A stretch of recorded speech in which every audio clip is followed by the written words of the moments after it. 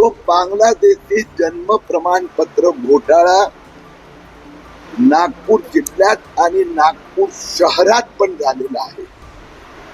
आज महापालिका आयुक्त, तहसीलदार, सगळे अधिकारी होते. एक आश्चर्यजनक आकडा असा आलाय की कलेक्टरचं असं म्हणणं आहे, जिल्हाधिकारी तहसीलदारचं, की नागपूर शहरासाठी 1839 अर्ज आले, फक्त 4च रिजेक्ट फेटाळण्यात आले, 1234 सर्टिफिकेट दिले. नागपूर महापालिकेचं म्हणणं आहे आमच्याकडे फक्त 639 अर्ज आले होते. एवढा तफावत आहे. मग उरलेले 50%, कारण की याच्यासाठी नागपूर महापालिकेने एक सर्टिफिकेट द्यावं लागतं. तहसीलदार म्हणतो 1234 लोकांना आम्ही आदेश दिले. ते म्हणतात आम्ही फक्त 639 लाच एनओसी दिली, आणि म्हणून याची व्यवस्थित चौकशी करण्याचे दोघांनी आश्वासन दिलेलं आहे. सर, काय वाटतं, म्हणजे हे सगळे जर एनओसी दिलेली असेल तर हे कागदपत्र कुठून आले, बोगस कागदपत्र आले, कोणी केले, हे सगळं तपासावं लागेल. मोठ्या प्रमाणात महाराष्ट्रात 2,23,000 अर्ज आले.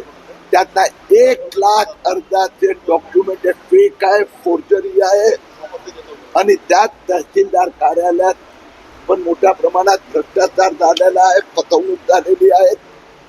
म्हणून देवेंद्र फडणवीस सरकारने याला स्थगिती दिली होती. आज मी पुसदला गेलो होतो. पुसदला पण आता गुन्हा दाखल करीत आहेत.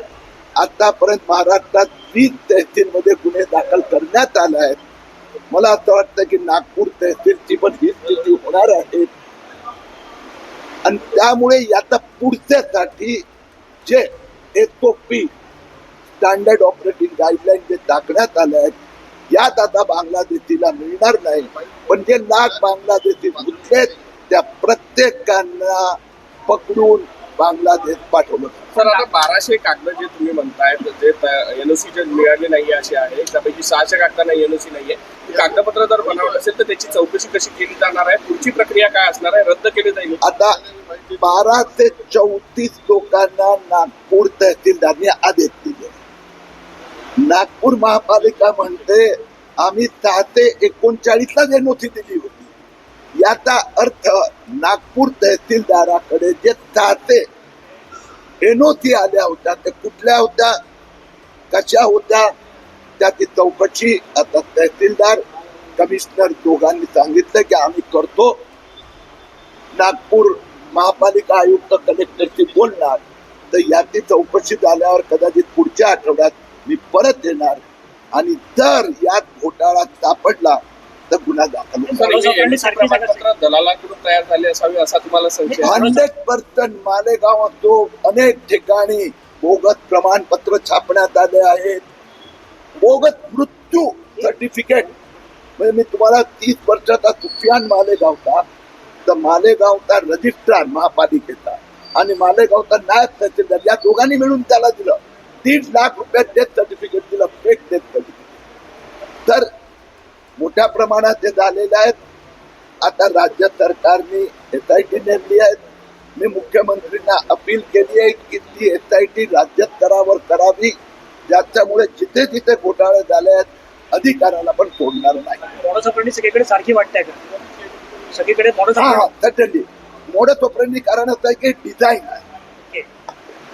आता महाराष्ट्र आहे, या 2,23,000 अर्ज आले, त्यात आम्ही काढले 1,000हून अधिक, तर 54 गाव. ह्या 54 पैकी 52 शहरं फक्त मराठवाडा आणि विदर्भात आहे. मग यांनी कॉन्सन्ट्रेट केलेलं आहे. तर या सगळ्यांची चौकशी होत आहे. आता नागपूरची हे पहिल्यांदा माझा आता गेल्या आठवड्यात आकडे आले, आज ते कन्फर्म झालं, तर परत पुढच्या आठवड्यात याचा मी पाठपुरावा करणार, आणि जर गोंधळ असेल तर निश्चितपणे आम्हाला ATS किंवा पोलीसला इन्व्हॉल्व करावं. आता आज त्या दोघांनी मान्य केलं की तफावत आहे, मान्य केलंय. आता पुढच्या आठवड्यात त्यांच्या वर्किंग नाहीत राहिलंय.